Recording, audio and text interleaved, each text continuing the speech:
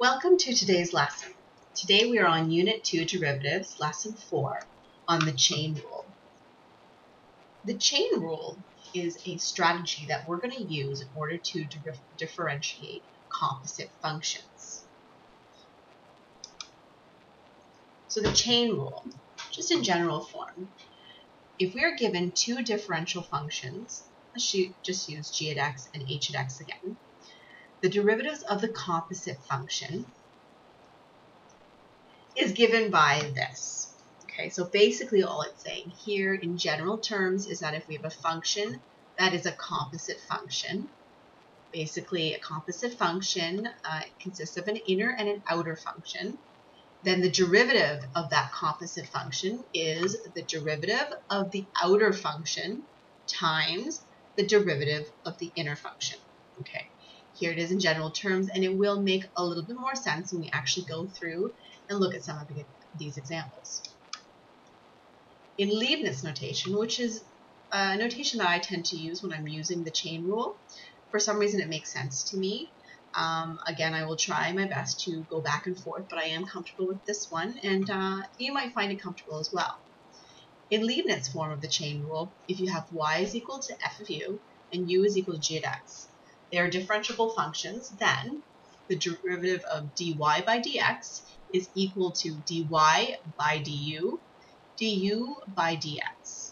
And we're going to take a look at how we can use this. And basically, u is going to turn into our substitution. That is going to help us in order to differentiate these composite functions. Let's take a look at example number 1.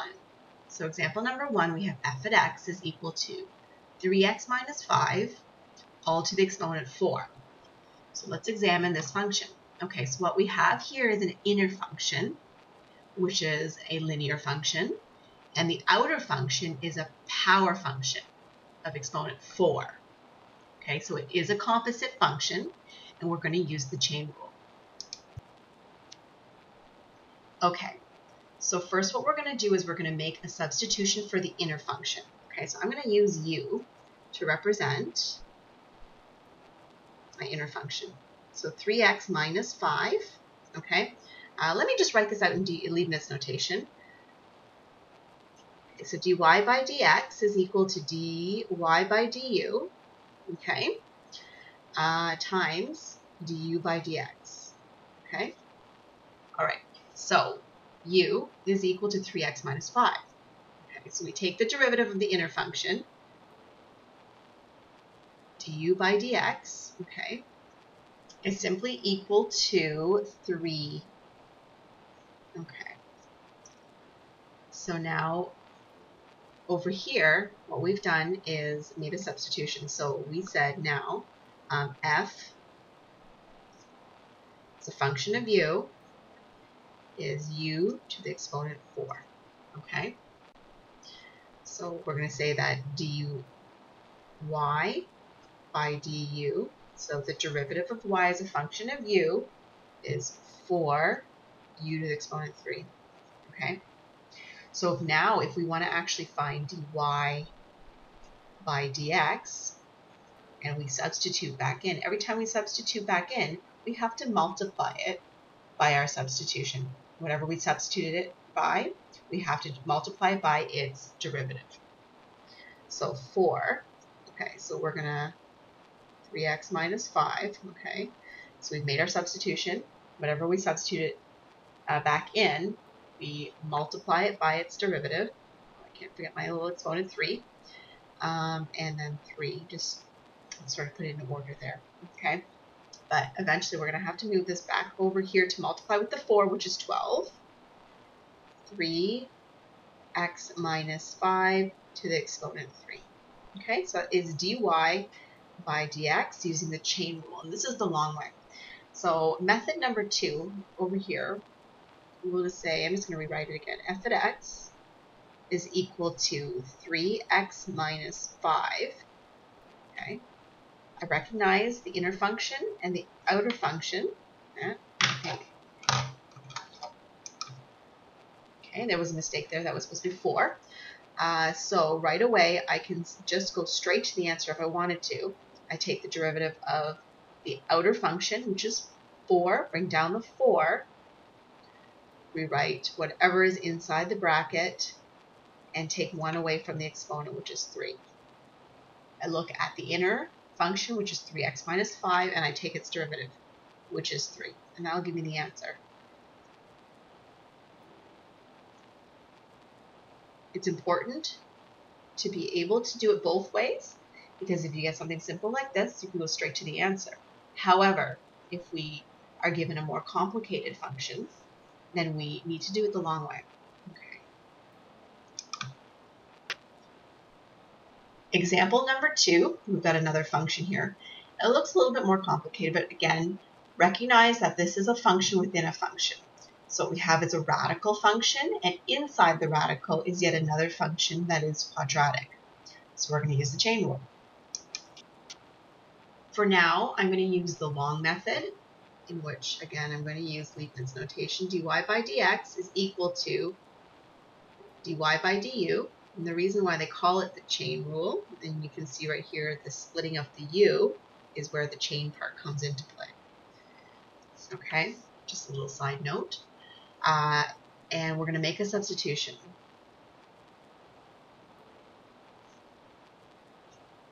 U. Okay, so there's our substitution, which we're going to say that u is equal to 4 minus x squared. Okay, so right off the bat, I'm just going to go ahead and go du by dx is equal to 4 minus 2x.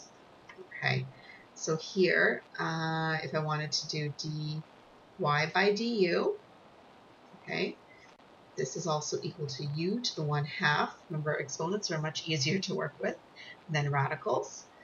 So change it over to a fractional exponent. Okay, 1/2 u to the negative 1/2.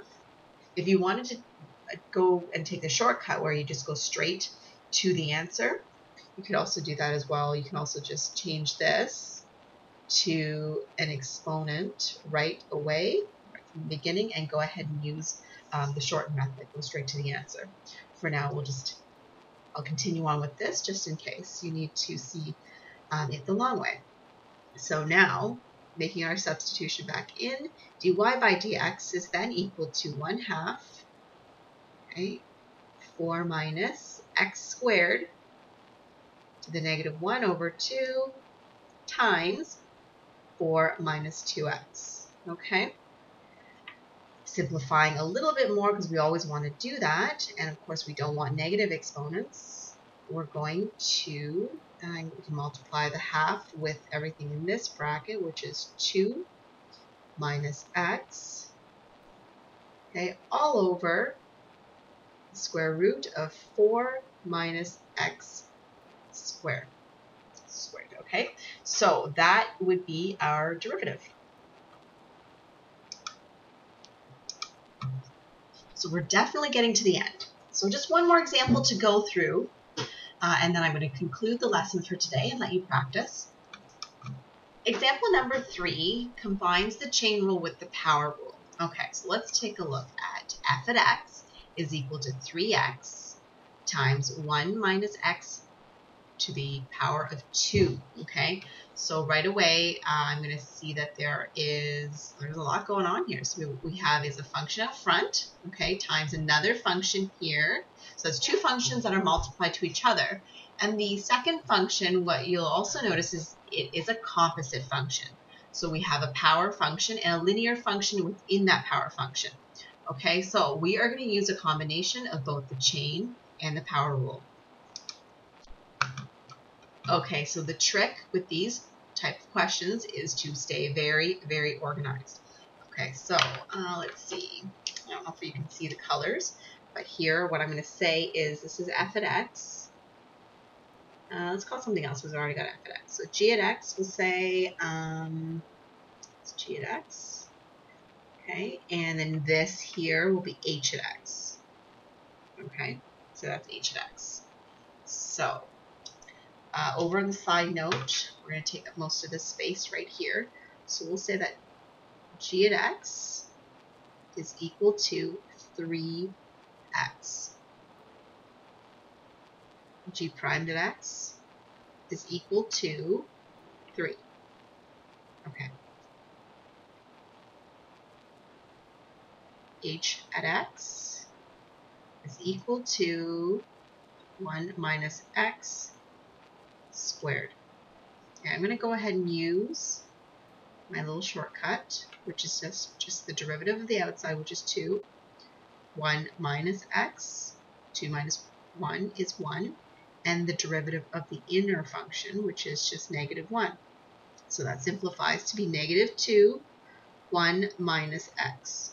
Okay, we could simplify that even further if you want to make the math a little bit easier when we actually have to use the product rule. So it's negative 2 plus x, okay, or x minus 2. All right, let's go back to f at x, and we're going to say that f at x, f primed at x, is equal to the derivative of the first, which is 3, times the second, 1 minus x squared. Okay, I'm going to go ahead and use some square brackets, just so we don't get confused, plus the second. You'll notice that I've switched them around, and that's fine too, okay, times x minus 2 square bracket. Okay, here we are. Okay, so let's simplify. In this case here, I wouldn't do anything. So 3, 1 minus x. Okay, I think I've just added a little bit of extra work for us, but that's okay.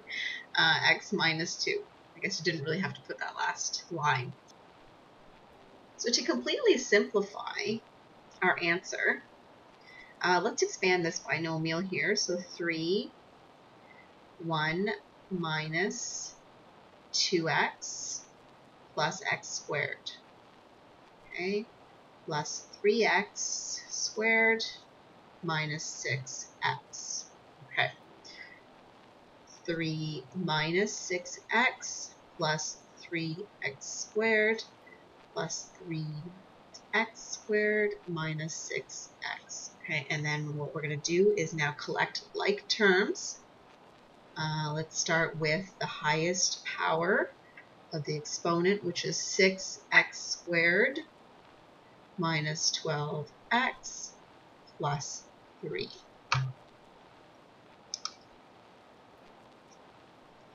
Okay, and that would be f primed at x. And of course, in order to conclude our lesson for today, we're going to check our learning. So what we're going to do today is we're going to find the slope of the tangent of f at x is equal to the square root of x minus 1 at the point 5 and 2. Make your selection now. And the answer is A. And that's it for today, and we'll see you next time.